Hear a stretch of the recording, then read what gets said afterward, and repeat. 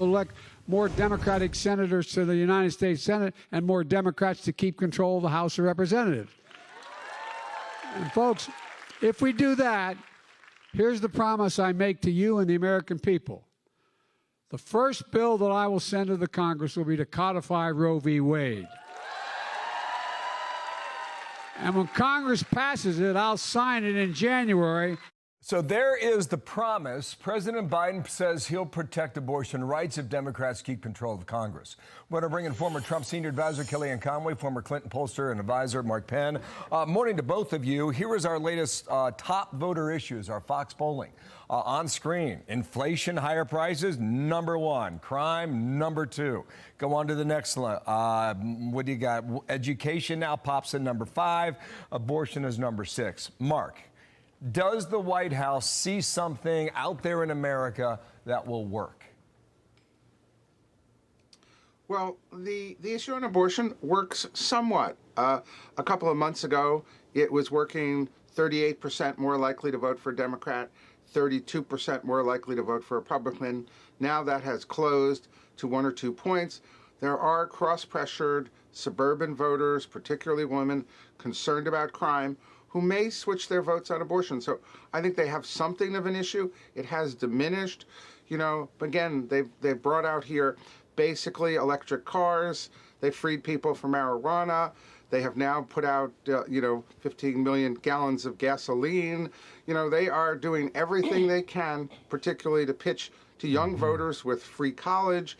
It's all part of a set of issues towards younger voters that they need in order to turn this election around, which is turning more and more Republican, particularly since the main issues are crime, Mark, immigration, and inflation. They're throwing everything against the wall. I mean, all of it right now.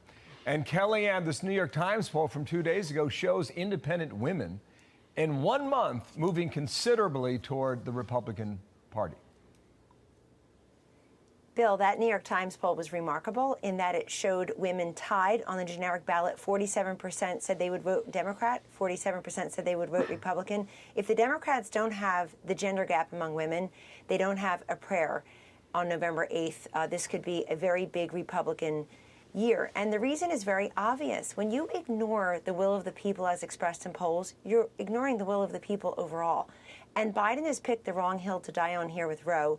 For the reasons that Mark and you and Dana have already laid out in this program, it's not high in the polls. It's faded even in the Google searches. Crime is 2 times more likely to be searched on Google right now than abortion or Dobbs. And let's roll the tape. President Obama, when he was running in 2007, he literally said at the Planned Parenthood event in 2007, quote, "When I'm elected, the first thing I'll do is sign into law the Freedom of Choice Act."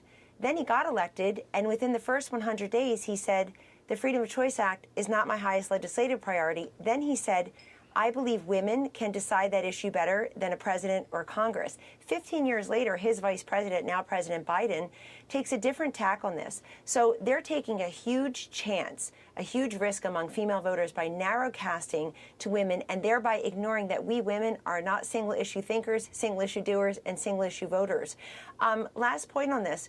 When you look at the polling, I think Obama, who's actually been deployed out there in the midterms where Biden has not, he's the one saying this week, I want my party to focus less on pronouns and really more on kitchen table issues. Yeah. He's sending a warning sign because he sees what's going on there. They're talking about the wrong issues. I made the comment on the podcast the other day. I got a minute left, but this was the tremor in polling yesterday, which may or may not be an earthquake.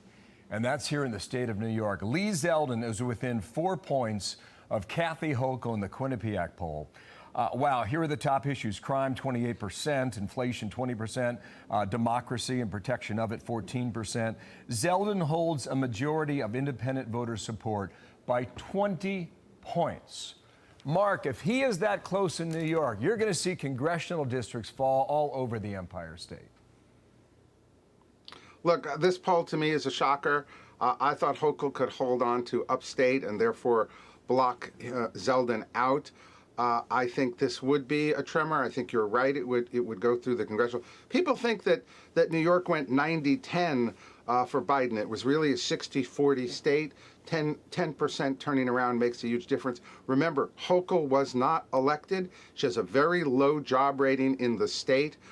She has a ton of money, a lot of ethics concerns. I'm surprised Zeldin got this close. I'd have to put it in lean Democrat. It doesn't go toss up yet, but one more poll and it will. Kellyanne. This is the fourth consecutive poll, gentlemen, that shows a single-digit race. And Lee Zeldin's he's run a masterful campaign. He's really focused on crime and the economy, energy production, of course, in upstate New York. And Hochul inherited that job because the former governor was forced to resign. Sure. And I think she hasn't done enough to respond to New Yorkers' concerns. And last point, I think, Bill, you're right. And we see in the polling that even some of these congressional districts in California, even Washington State, Oregon, are becoming more competitive. They're called the blue. So the question in New York is not can Zeldin win. The question in New York really is can Hochul do that job? And so far, she's not proven that she can. 20 days. Kellyanne, thank you. Mark, thanks to you. Talk to you next week. Thank you.